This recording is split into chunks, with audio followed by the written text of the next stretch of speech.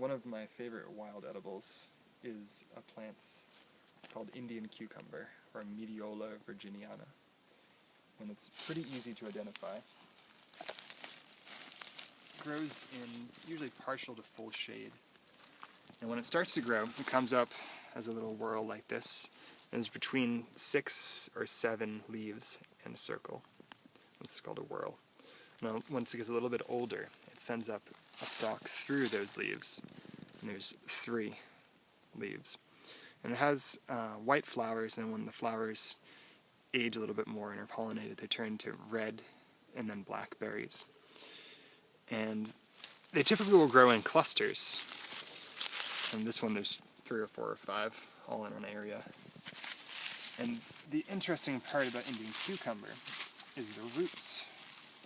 And it tastes almost exactly like a cucumber, except a little juicier and has a little more of a crisp texture than a cucumber does.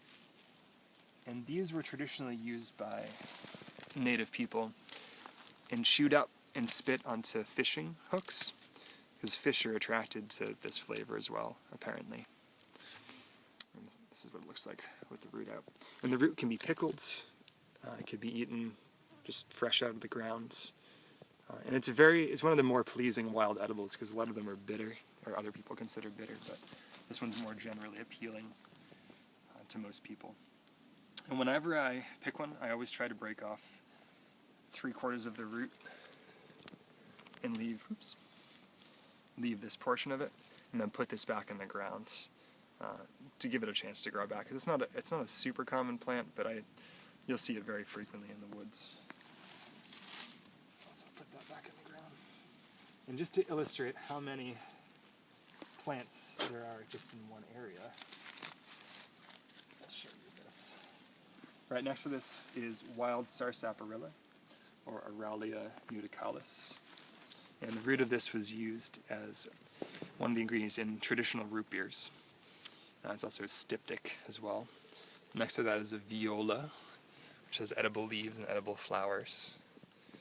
And then to the right is the Massachusetts state flower, which is the mayflower. Not edible, but a beautiful spring flower.